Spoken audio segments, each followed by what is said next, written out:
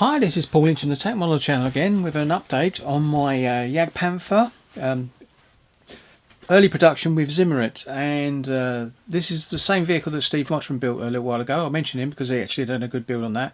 And just to mention to Steve, this is a little bit for Steve really, is when he had a problem at the back end, and if I get my little pointy stick, of this area here, he said he had a problem. He had to put some filler in there, and I think I might have cured it, and it might be a bit of help to him next time he builds one.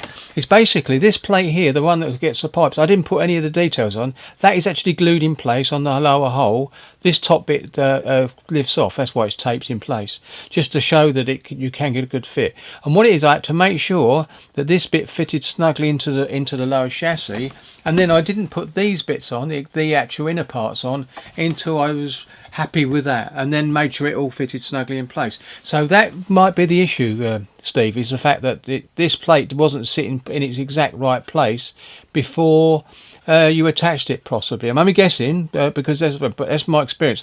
I used the information you said when you said about the problem there fit.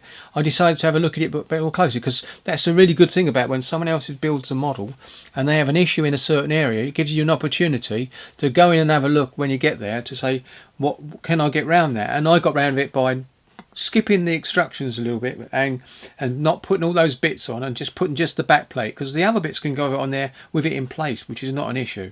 So that's what I done. Stephen got round there, actually done the back plate, made sure I took off all the attachment posts, because there's quite a few connection pins, sprue attachment points there, and to make sure they went back flush, excuse me, to the right angle to actually get it to fit. So the front fits nicely again. It's got tape there, and once I put a little pressure there, down along there, that little finest little line there does close up when you hold it under pressure by hand. But with the tape, it's got a bit of a stretch. It stretches a little bit and gives up. So really, thanks for that, Steve. That was a good tip about the fact that you had a problem there, and it made me look at that a bit more closely. Now the good thing is, I think anyone who's building a Panther kit, or this particular one, or the late version of the JAGDPANTHER, will know now to make sure they fit this plate first, and to make sure it all fits snugly in place, and then keep test fitting with the top bit in place.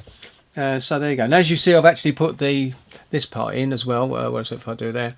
I've actually put this bit in place. There is a slight, that's okay, because I've got to go back in with some glue, because I wanted to get it in place, and that's a nice snug fit along there as well. So really working out quite nicely for me, and I think anyone else who builds it, just take care in this back plate here, and that'd be okay. You can see a little gap there now, and that basically, if I touch that, it closes up straight away, because there's no pressure there to hold it there. The tape stretches a little bit.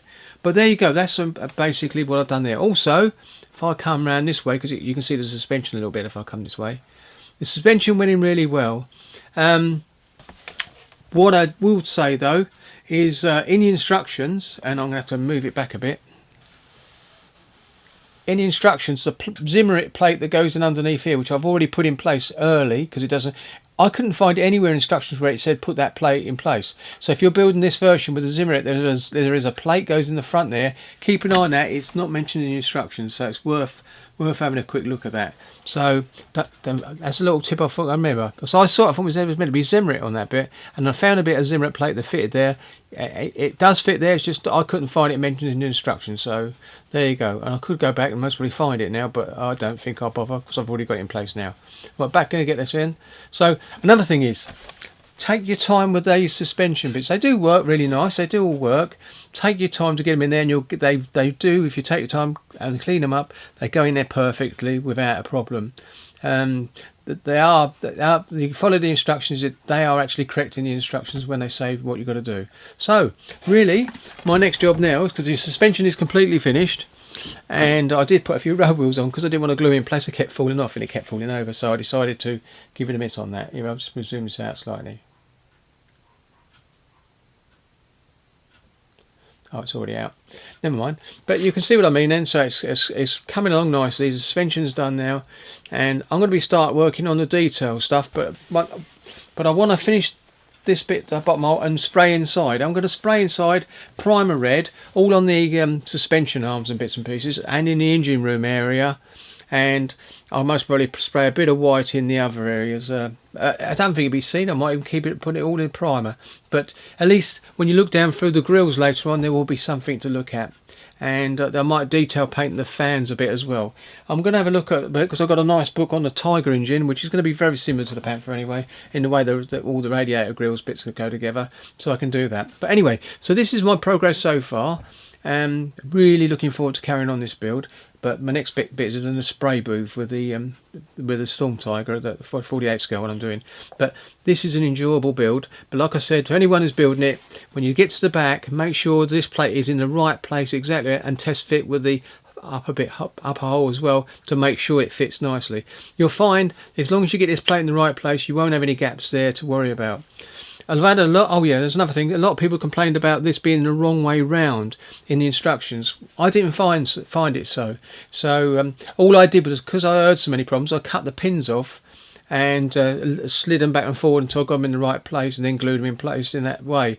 But I needn't have bothered, because I noticed now when I looked later on, they would have been in the right correct place anyway. So follow the instructions for that bit. That's what my suggestion anyway.